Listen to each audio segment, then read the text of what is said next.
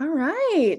Welcome, everyone. Thank you so much for coming on a late Tuesday night to talk about some volunteering and Feast of Justice.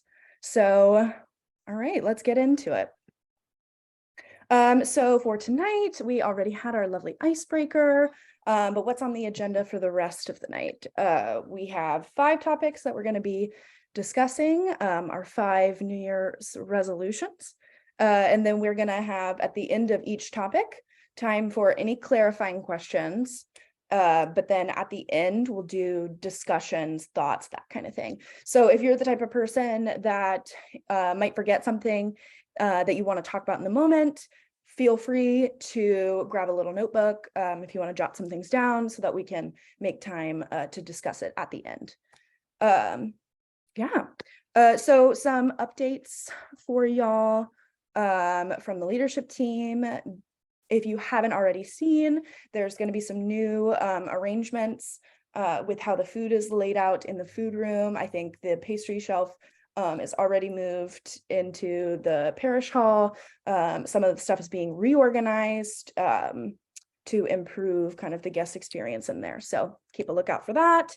We're doing some work on our signage, some of those older signs, things that could be improved upon, working on that as well.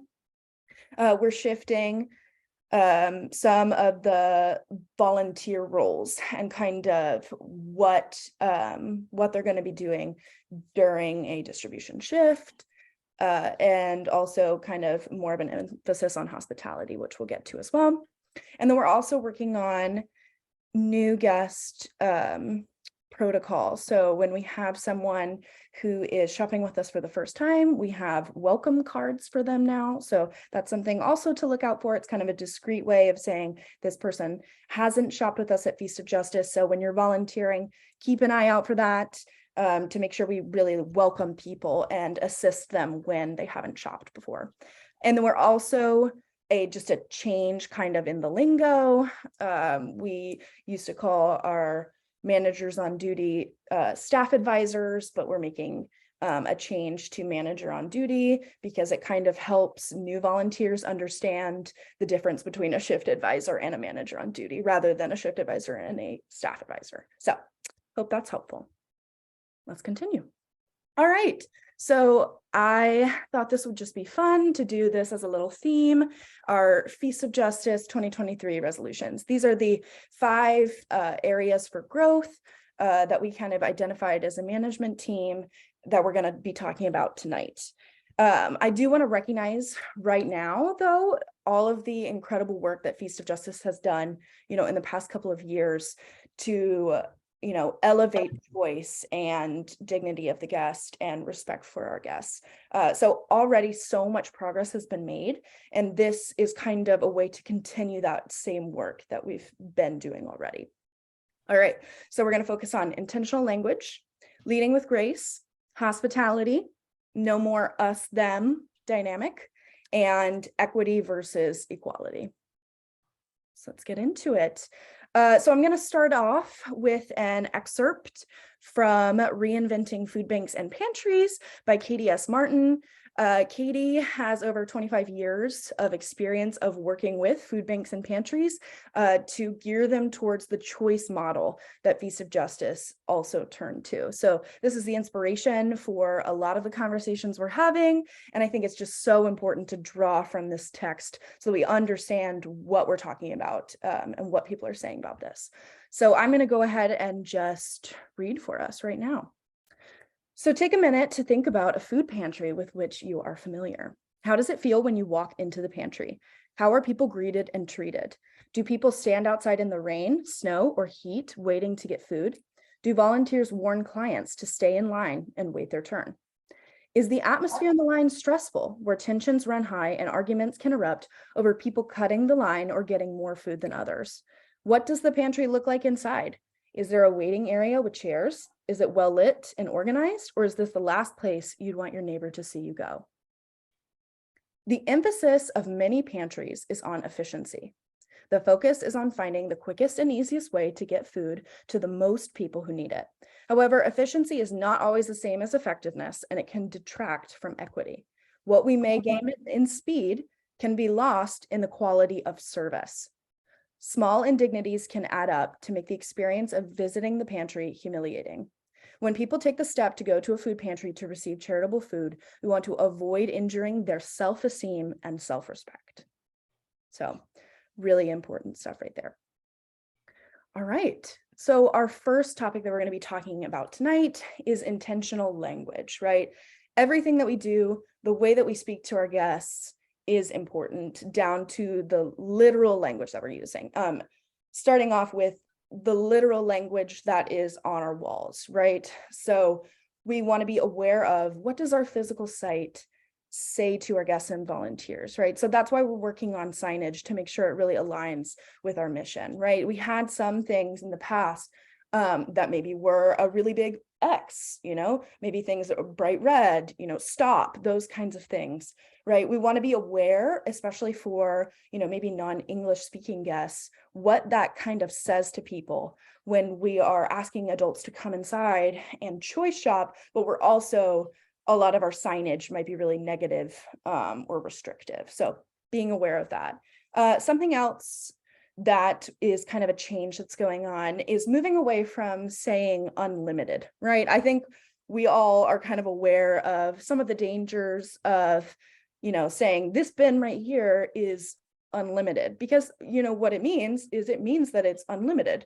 So when a guest takes probably, a large amount of something, like we have some people who are filling up bags, that's not really their fault. That's kind of on us for saying that it was unlimited. So we're kind of working on setting for, unlabeled bins that don't have any numbers on them, some type of, high level maximums, so that the wait station and the people in the food room who are working in the distribution can kind of all be on the same page for what it looks like for things that don't have any numbers on them. So instead of saying this is unlimited right here, we're just saying take what you need from this bin if there's no number on it, right? It's an unlabeled bin. Take what you need from it. Okay. Something else that we just want to do away with, especially in front of someone who is shopping, is saying that the guests are stealing something, right? And that's something that it can kind of be like, well, why? Why is that something that we're not supposed to be saying, especially if someone is taking something that they're not supposed to?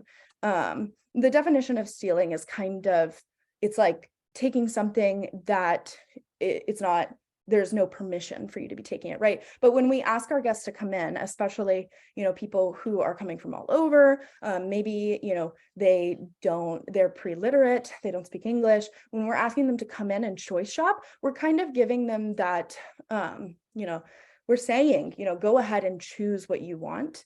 So we need to understand that, like, saying stuff like stealing, like, all of the food is welcome for them to take home. It doesn't have a good connotation. It criminalizes and polices our guests, which we do not want to do. So want to avoid that type of language. A good type of language is something that we're already practicing, right? Our guests are also our customers. So we want to kind of think about, how can we incorporate that language more? We're brainstorming that and want you guys to be brainstorming it as well.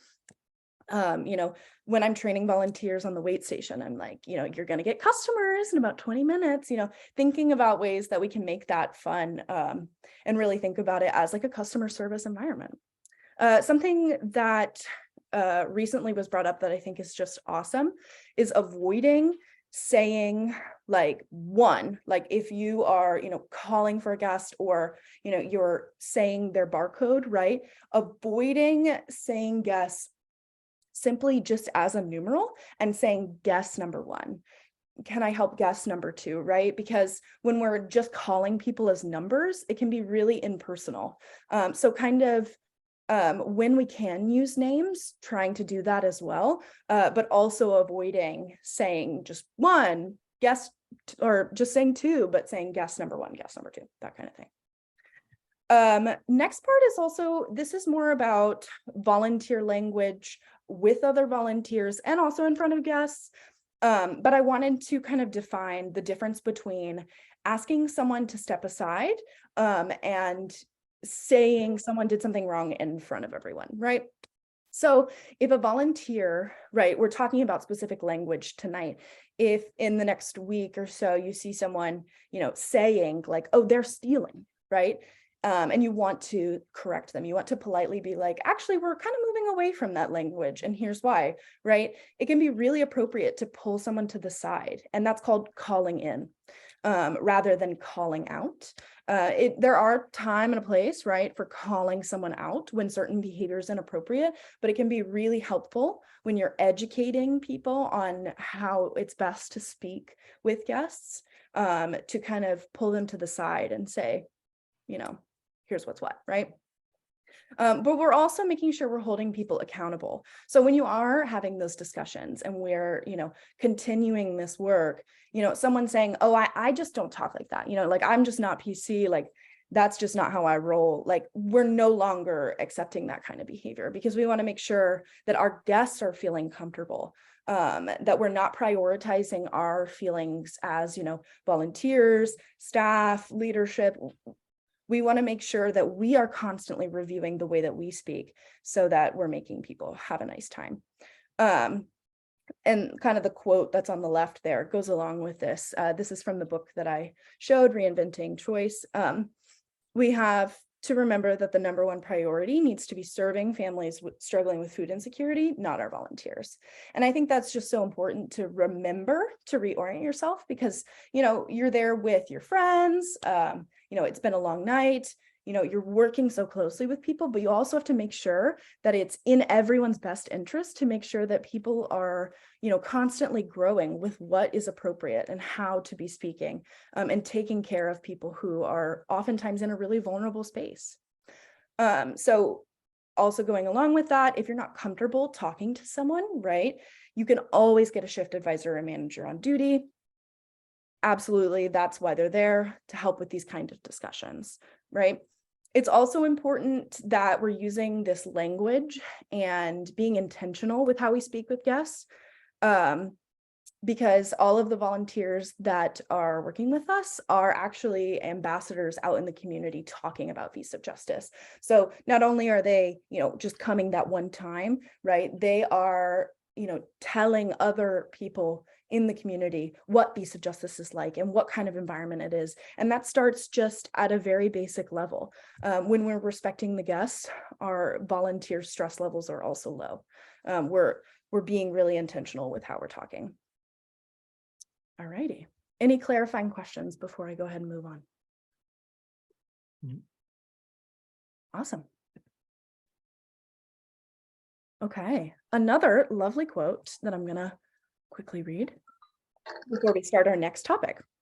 So creating an environment that is welcoming and dignified starts with trusting that if people are coming for help, they need the food.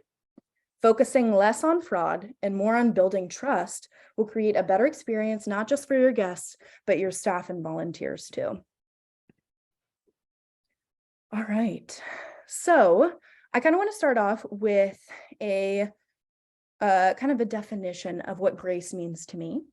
So I put kind of on the left here, underserved, unmerited, unearned favor, right? Grace to me is kind of that unconditional love, right?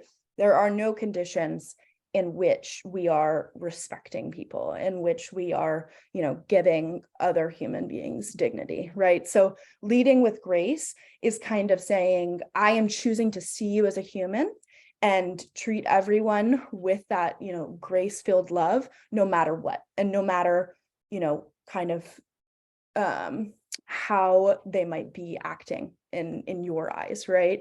And that's not to say that you can't set up boundaries, and that's not to say that, difficult conversations can't happen. It's just kind of a way of conducting yourself when you're volunteering. It's just leading with that grace. So something that we've already started working on, right?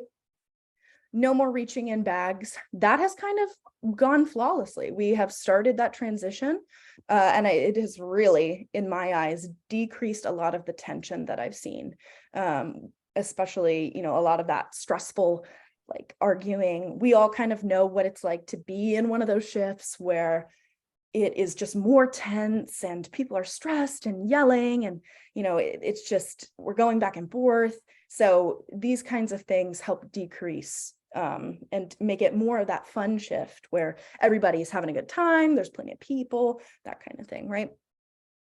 So we're also no yelling and raising a voice by any volunteers.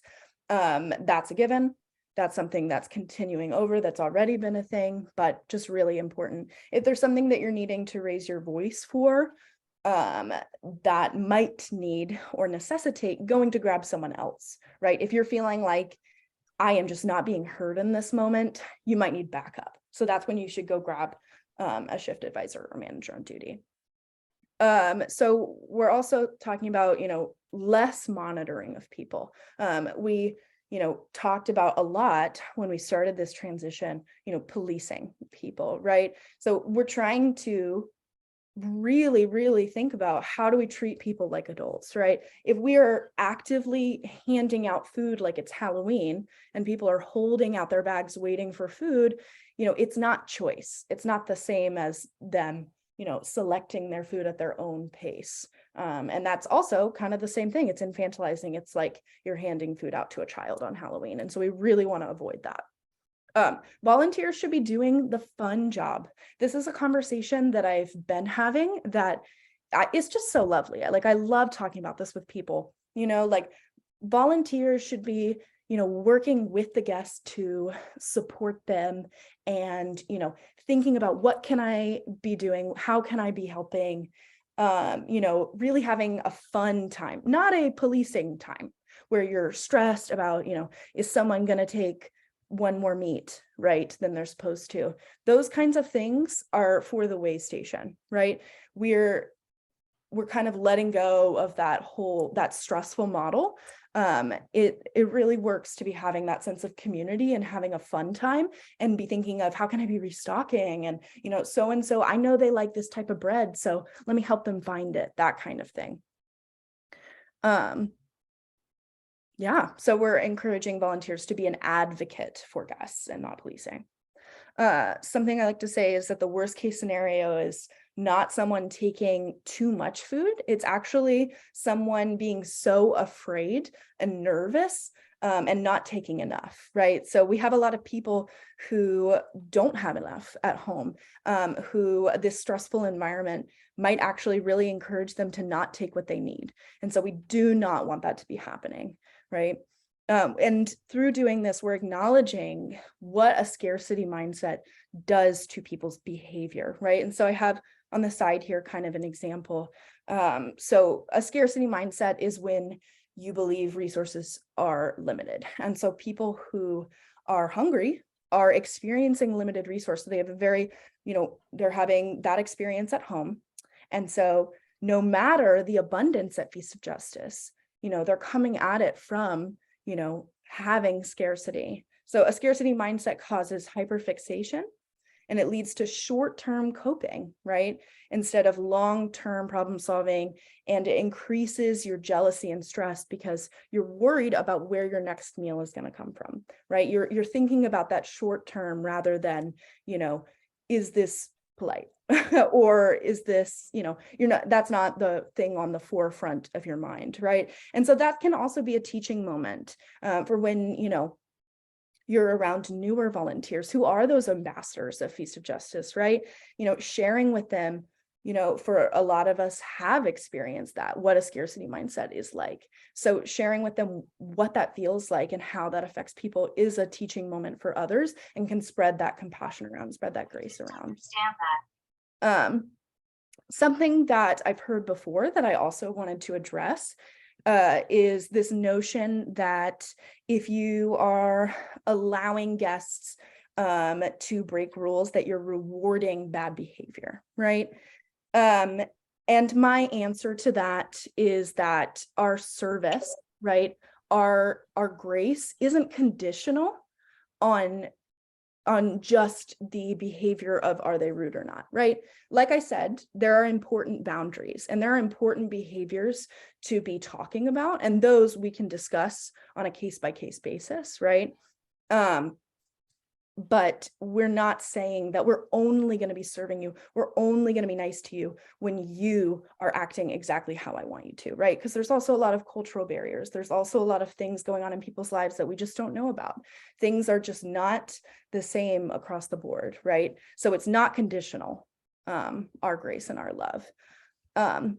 Fern, I can see that you're raising your hand. Do you want to say something real quick? Yeah, can you hear me? I can. Okay. Okay, I have a question. Okay, first of all, when I call the numbers to register them in, so I should say guest number one, guest number two. Okay, that I can do. Now, there is a guest. Every week she comes and she's a grandmother and she argues with me about getting diapers for her grandchild. Yeah. Now, I look it over, it doesn't have anything on it. I send to the mailie. This happens almost every week. And I try to be very nice to her, and she ends up yelling and screaming at me. Yeah. And that's really frustrating, right? When people are, taking out their frustration, right, on what Feast of Justice is doing or the way that we're, working on you specifically. So we're actually going to talk about kind of that scenario a little bit later. But my response to you is about, it's just continuing to lead with compassion. And also understanding that we all have one goal, right? Because you have the same goal as her. You want her to have access to those resources that she's asking you for. No, I understand that. And Millie's been very good. She's come over and she's explained the baby, and the baby doesn't live with you. Give us proof that the baby lives with you, and you can get diapers. Okay. Well, and that is exactly what setting boundaries is letting her know exactly the services that you can provide, letting her know that you're doing the very best that you can. And that is all that you can be doing at that time. I think that you handled that exactly how you should. Does that answer everything? It does. Okay. Awesome. So now we're heading into why is this, leading with grace actually what is best for volunteers, not just for guests, right? It's best overall. So we're going to be talking about something super fun, which is Feldman's bagel test. Some of you might be familiar with this. I kind of want to call it a study, but it's not really a study. It's this real life entrepreneur named Paul Feldman, who was selling bagels. And we're going to talk about the story a bit. We're going to talk about some real life instances, and we'll kind of see how that applies. So I have everything up on the screen. If you'd like to read along, I'm going to read aloud. But I know I like to read everything. I like, I'm not an auditory person, so I'll go ahead and read for us. So Feldman's Bagels and the Honor System. So in 1984, Paul Feldman was an entrepreneur with a small bagel business. For years, Feldman had delivered bagels to the workrooms of various businesses, over 140 different offices, and Feldman's bagel business ran based completely on the honor system, right? So he would list the price of a bagel and provide a money box for his customers. So in the morning, he would drive over and he would drop off bagels for all of these different employers and just leave the money box and the price list there, right? So Feldman kept meticulous records of the rate of payment that he received completely on the honor system, right? So, and that was normally about 87%. And keep in mind, certain things, were higher, certain things were lower, and sometimes people paid over the the recommended donation amount, right? So we have people paying different kinds of things, some people who were taking without paying, right? And he noted types of businesses that seemed to be more honest, which are small offices, and the times of year when people seemed more inclined to take bagels without paying for them. So bad weather. He found that larger companies had lower payment rates on the honor system than smaller companies, and that executives stole more than lower level employees, specifically executives that worked on different floors than their employees. And he actually proved that. He believed that morale was a huge factor and that an office is more honest when employees like their boss, and like their work. So he concluded, there's actually a lot more to this, kind of the bagels in the honor system. If you're interested, you can look it up. There's like a lot more written on it, and there's a lot more specifics, but this is kind of the condensed version. So he concluded that in general, humans are honest even when no one is watching them. And they're even more honest when they know each other and they have a sense of trust and community abounds, right? And fear and distrust and low morale makes people less honest and less trusting, right? And so that kind of sounds like, oh my gosh, that's so explanatory. Like, of course, when people are afraid, distrustful, and have low morale, like, of course, they're more likely to take. Of course, they're more likely to act in a certain way, right? But we don't always apply that to like our real lives thinking. We think that people inherently are likely to steal or likely to take more than they're supposed to, when actually most people are pretty likely to abide by like the honor system in the Feldman's Bagels scenario. So we actually have a real life situation here that Pastor told me about, which is a Philabundance food pantry in Philadelphia that opened up in a new area that Philabundance hadn't previously, had any outreach centers in. They were kind of dipping their toe in to opening up a food pantry, because Philabundance, right, is a food bank where they provide a lot of the food, but they don't do guest-facing distribution like we do.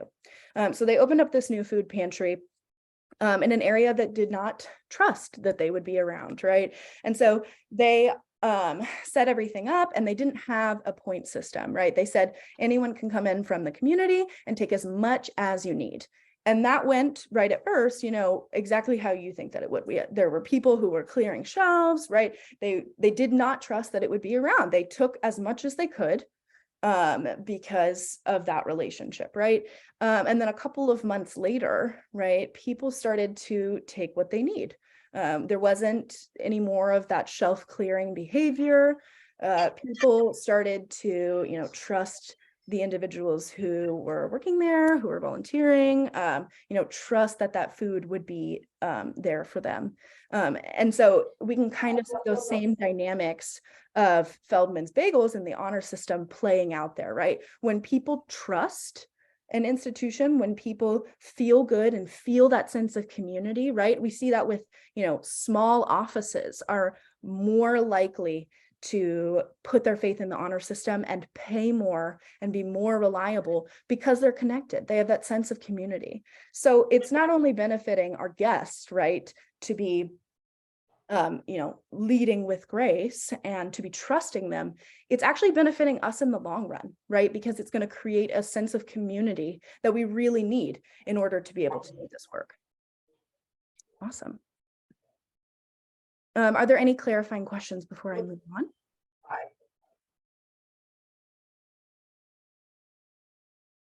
All right, let's get into it. Our third topic right here. One I'm really excited about is hospitality, right? So big emphasis on this, and I'm sure a lot of you have noticed recently some of this change to really, really emphasizing hospitality through our new kind of like hospitality host role, like the way that it's been changing recently. Anyway, so music, TV are important for our guests, right? We want there to be music playing so that our guests are really having that feeling that they're at a grocery store, right? When you go into the grocery store, there's that like, local radio playing, or, the traditional grocery store music is playing. We all know what it sounds like. We want that for our guests, right? It's an inherent stress reducer for a lot of people to be shopping and listening to some local radio. Great vibe. We want our TV to be on, especially we have that our points that have, updated news, Feast of Justice news. We want people to feel comfortable when they're sitting, right? There's now a speaker in the food room, so everybody knows that. I've been trying to spread the word, but it is on the by the counter in the food room. So the shift advisor will turn on some music in there at the beginning of distribution, so that our guests can be listening to music while they're shopping in there as well. we are also really, really emphasizing the hospitality host volunteer role, right? It originally kind of the host role was preparing snacks, right, for the beginning of distribution, and doing some other things. But it was kind of hard to place a volunteer there for the entire duration of the shift, especially when there weren't like specific things that they could be doing. So we're really wanting to play around with this. If this is something you're interested in, please let me know, because we're wanting to really create this as its own role. Right. So our hospitality volunteer is grabbing snacks for the beginning of distribution, offering coffee, tea. We have the Keurig in there now if you haven't seen it yet. New guest support. So we've already had some people or some individuals doing this already. So kind of being that personal shopper, which, used to be during COVID, something that was happening at Feast of Justice, where have a volunteer accompany a guest while they were shopping. So we're kind of wanting that for people who've never shopped with us before. And using those phrases that I have up there for hospitality, kind of saying like, were you able to find what you're looking for? Is there any way I can be helping you? Hello, my name is, those kinds of things. Just classic what you think of when you think of customer service. So that's not just for the hospitality, the person who is in that volunteer role, that's for everyone. But it's kind of the same thing, right? We are wanting to get people inside quickly, especially since it's been so cold lately. We know that people standing out in big long lines in front of Feast of Justice is just not going to make people any happier. It's not going to be the most welcoming, hospitable way to welcome people in. So that's something that to think about. Let the greeter know if you see people waiting outside and maybe, they're busy with something, keep a mindful eye for this.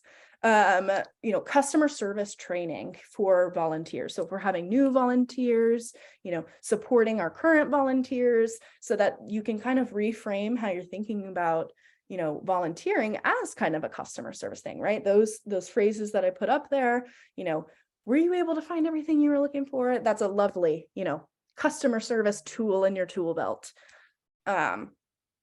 And also encouraging others who are participating in this kind of behavior is just a great way to step into leadership, right, in this hospitality push.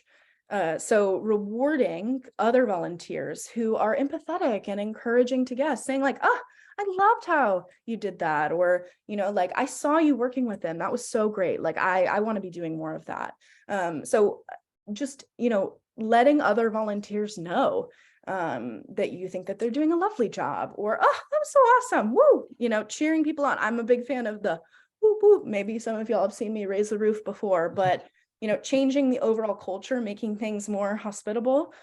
It starts small, and it starts with verbal positive affirmation. So don't be afraid to give people a woot woot.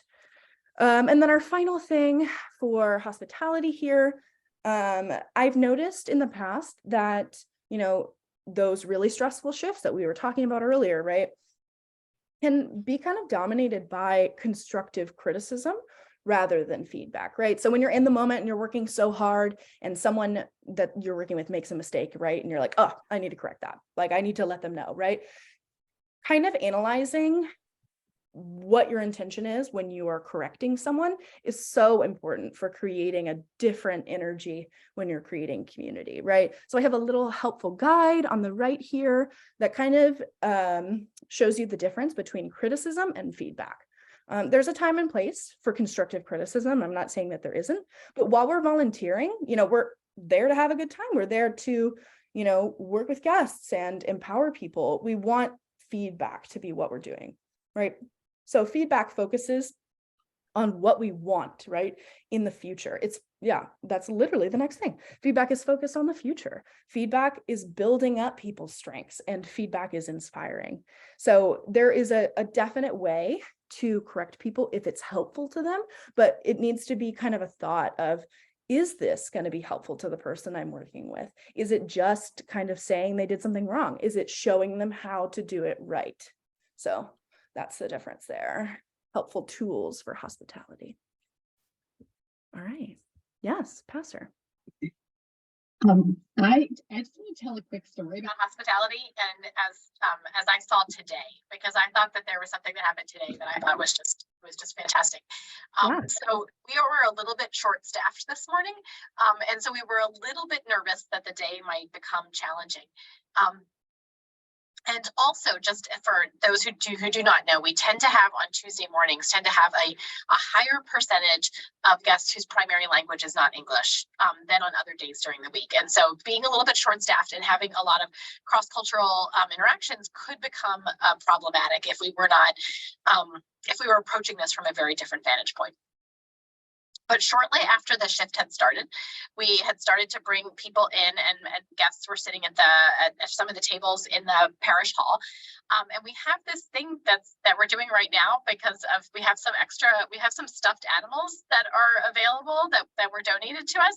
And we have, if you have not seen this, we have little colored pebbles in a jar, and like most of the pebbles are white and are clear, and then there are a few blue pebbles in the jar as well. And so we invite guests to just reach in and pick out a pebble, and if it's a blue pebble, then they get one of the stuffed animals. Otherwise, they get a white pebble, and then they don't get one. And so the person who was doing check-in was Meredith this morning, and she was walking around and passing the jar around to people, and it became this community engaged event. Everyone was paying attention to who was pulling out what colored pebble. And everyone was laughing together, and everyone was like cheering people on. Finally, when somebody picked a blue pebble, there was like an uproar of cheering going on in the room. It was not like the stress level went from potentially here to just ground level. There was nothing. There was no stress in the space, even to the point, honestly, that Mary, who was our greeter, and I were laughing because I told her, you need to pull a bunch more people back in who were waiting from outside, because all of the guests were enjoying each other's company. They literally had pulled chairs over to other people's tables so that they could all sit together and just kind of be community together. And this was across cultures, with very, very different languages being spoken across the table. But people were feeling comfortable. People were feeling welcomed. People were feeling part of the community. And it was just an unbelievable vibe in that space. And it was because of the intentionality of that little drawing for the stuffed animals and how we were approaching it and the music playing. It just turned fantastic. And so I just want to commend for everyone who does that, and just to think about ways that we can continue to create community. Mm-hmm. So thanks. Yes, that was so lovely. Thank you for sharing that. That's so exciting. I hope everyone enjoys their stuffed animals after today. All right. Okay. So we're getting pretty close to being finished up now. We have 2 more, so I'll just, get us through it. So what we're talking about when we're talking about the us-them dynamic is something that I know that a lot of us are familiar with, right? It's kind of that it's not just volunteers and guests, kind of the us-them. It's also, non-English speaking and English speaking. There's different dynamics there, right, of different power structures. We have people who are volunteering for different reasons, and there's power structures within that as well. So we're going to kind of talk about those things and how we can, just get rid of that, those power structures. So there's never been any tolerance for racism, racist language, xenophobic language, but just to reiterate so that the conversation is open, right? So that we're all on the same page. There is no tolerance for racism, racist language, and xenophobic language. Something that, I've kind of noticed that I think is part of that us-them dynamic, right, is sometimes, white volunteers aligning themselves with white guests, right, staying in that comfort zone, and, aligning themselves with English speaking guests, and not thinking and not examining, where that is coming from, or maybe what is causing that. So I'm just asking everyone, specifically, challenging white volunteers, and then, all of us who are American, to be thinking about and talking about and educating on whiteness and on cultural sensitivity. So to be thinking about, right, not as an us them dynamic, but as everyone there as one community. So just so important. There's really nothing else I can say on that topic. Just really important to be bringing up. A recent change that we're talking about is making sure that volunteers who are shopping with us, who are also guests, can indicate that they're shopping with us on their own, right? We don't ever want to, make it known, especially in front of like a bunch of new volunteers, this person is going to be shopping today without them choosing to. So I want to make sure that anyone who is shopping, we're not saying it in front of a big group, right? We're making sure that they're saying, if someone wants to say, I'm shopping today, here's what I have 1 more minute, I'm shopping today.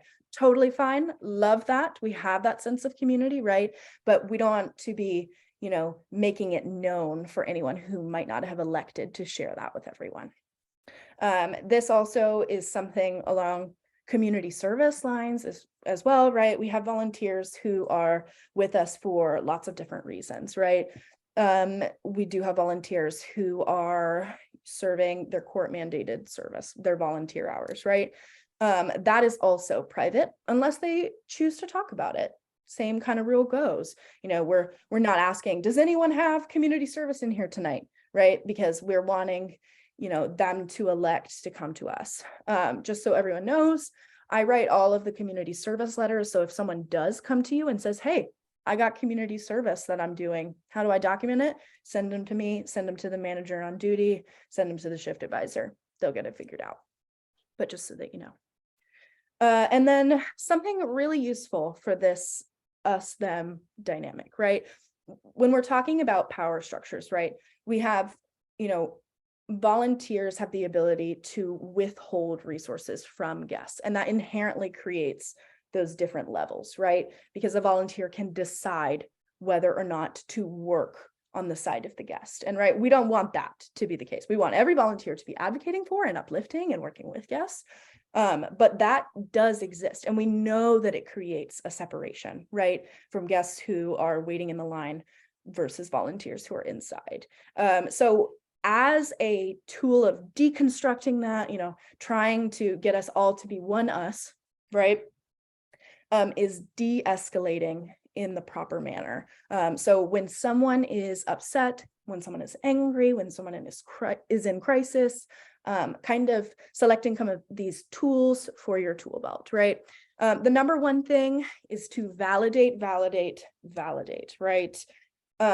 Just how we were talking about earlier, it is important to be setting boundaries, and there's only so much you can be doing for individuals, but you're also able to stand there and be there with them and acknowledge people's frustrations as your own and validate them and say, dude, I'm so sorry.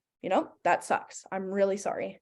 I am helping you to the best of my ability. I'm sorry that happened, right? Just stand there in community with them and validate what's going on if they're upset, right? And kind of how I brought up earlier, right? We have one common goal, which is to serve our guests, empower them, and, get them out of there so they can go back to, living their life, right? And it's important to remind yourself and to remind guests, I'm here with you. I want you to get that too. We are working towards the same goal. And that can really help validate people if they're upset, if they're feeling angry. Say, I am right here. Like, I believe you, I hear you, and we have one goal together.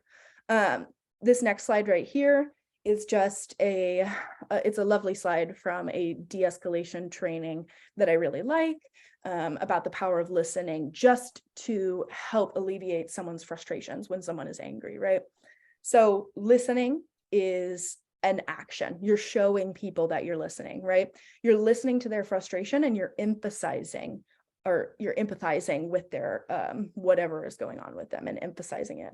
I don't know what they meant there, if it was emphasize or empathize, but so you're understanding how they are seeing the situation, right? You might not even agree.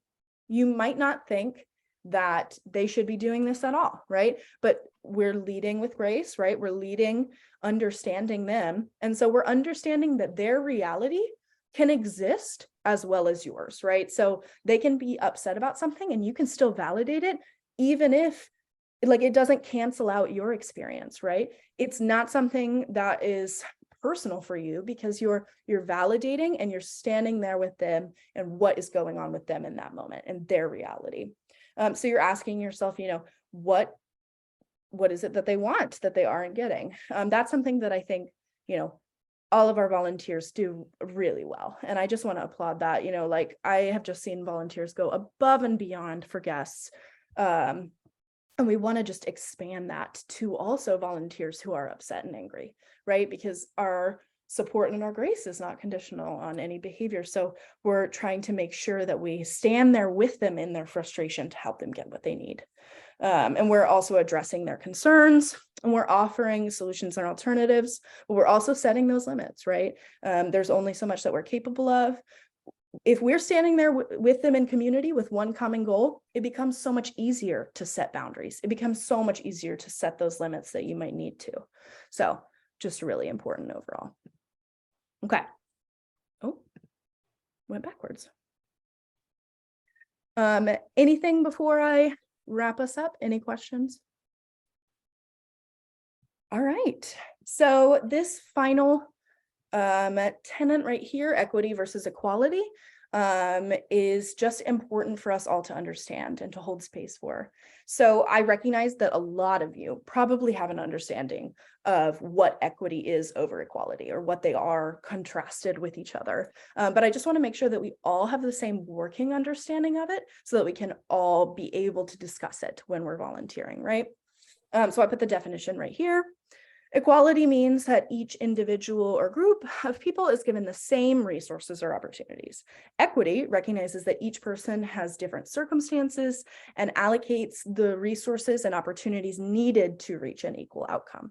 So equity understands that people are coming from just totally different spaces, right? Different life experiences, what the types of resources that they need because of that.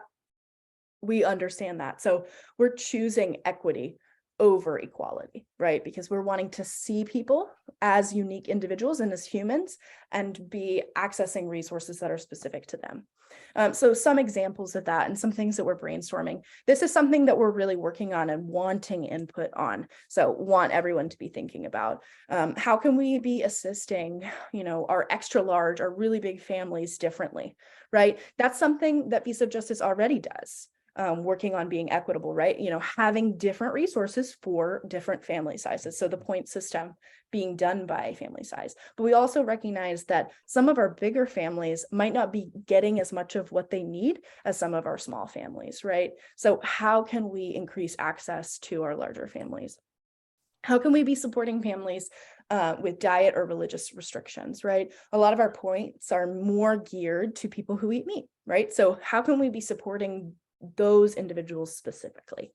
How can we be assisting non-English speaking guests, right? And making sure that we understand that they might need different support. They might need extra support or more attention than other guests. And that is not, unequal, right? It's equitable. It's recognizing that each person is different. And then I put volunteer understanding of equity. I think I just meant like overall, everyone understanding why we're doing it in an equitable way, and how that really impacts, the whole volunteer experience and understanding our guests, and especially for our newer volunteers, understanding why we do it in that way. And then I have a final little graphic here that I think just kind of says it all. So we have our reality on the left that we're all too familiar with, right? Some people are really given certain resources in life that others are not. So one person is up on, a million crates, one person is down in a ditch. Then we're shown equality right here, right? So that's everyone being given the same resources, not dependent on who they are in the background. And then we have equity right here, which is, people being supported specifically for who they are. And then we have liberation, right? Which is just completely removing all of those systemic factors that are making equity necessary.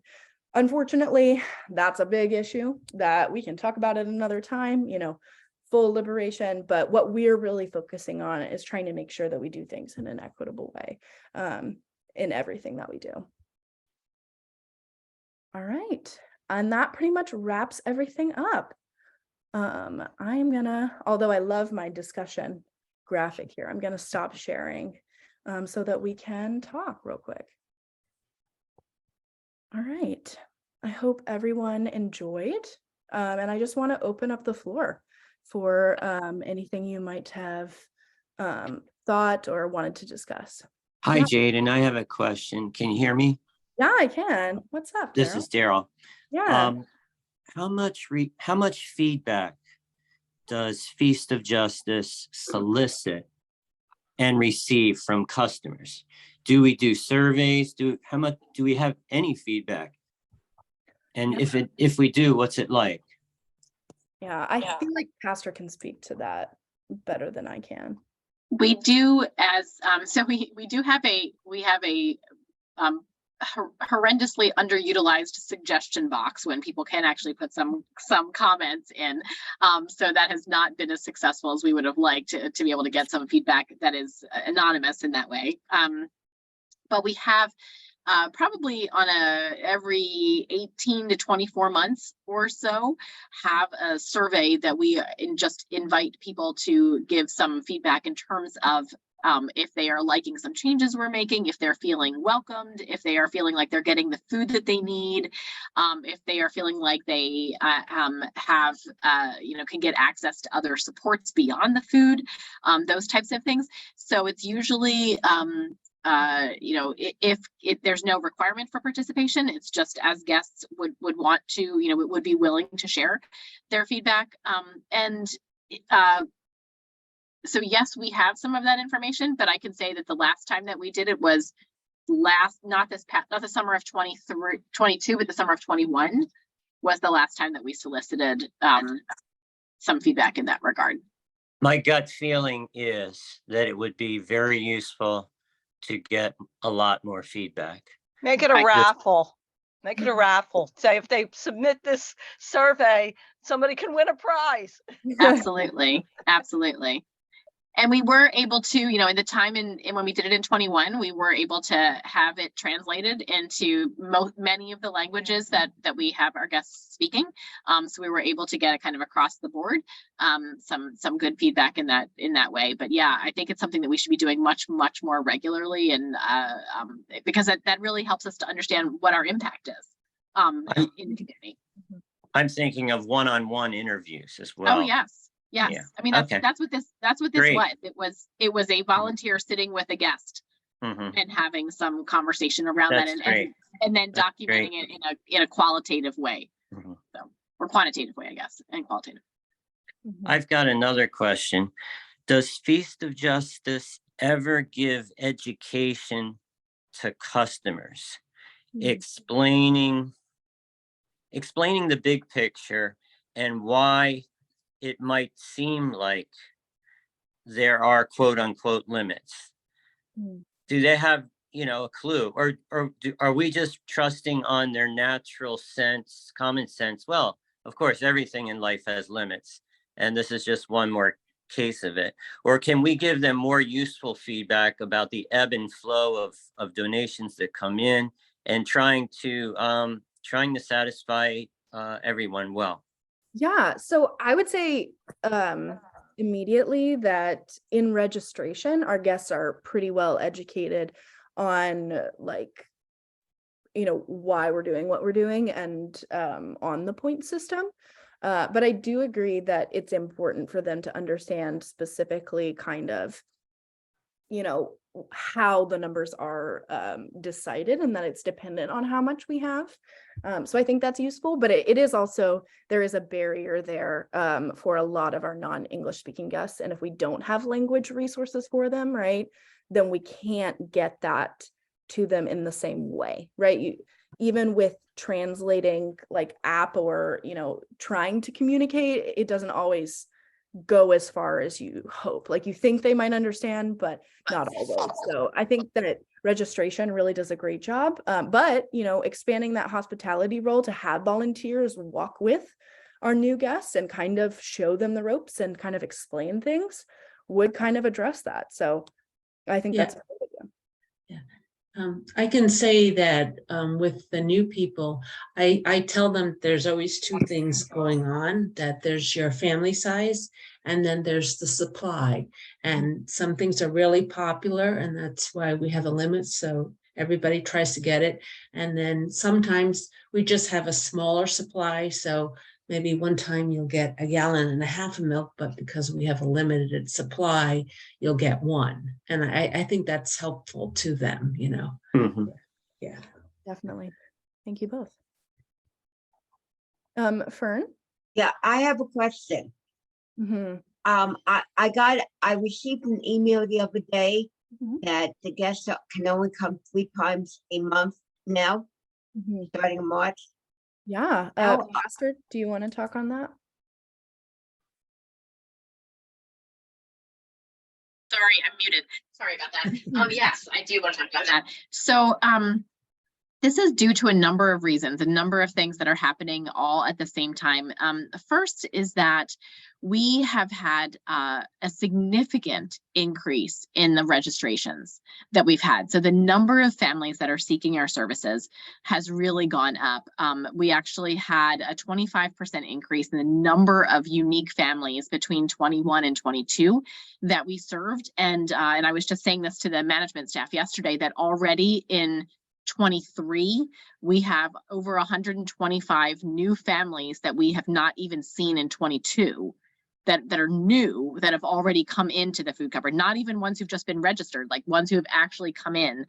125 new families. So we have this significant increasing demand going on right now. And at the same time, we are recognizing that we are seeing a lot fewer, we're getting more restrictions in the food that is coming into us. So we're receiving smaller allotments from both Fill Abundance and from Share, and even from some of our private partners who've been donating food to us. So we have our demand getting higher and higher and higher, and we see our supply getting lower and lower and lower.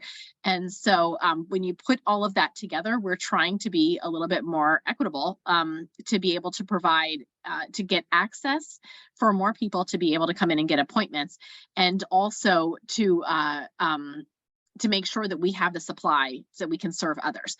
We don't have the capacity as an organization to just say, okay, well, let's open up 4 more shifts a week and we'll get everybody in as much as they need to, because I don't have the supply to maintain that, nor do I have the volunteer staff to be able to support all of that extra time. And so we looked back at, just as an example for January, if we had limited it to 3 times a month for everyone coming in, that would have led to 150 more appointments available. So we had that many households that were coming 4 times, that we'd be able to get the families access to more and more appointments. The average number of visits per household for us right now is 2.3. So that like the majority of families are coming 2 times or just over 2 times. And so we want to try to get that a little bit more equal and get everyone access to be able to get at least an appointment or 2 over the course of a month. And so that's our reasoning. It was kind of, our hand was forced a little bit of seeing what is happening in terms of demand, and also what's on the horizon and what's already starting to happen in terms of supply.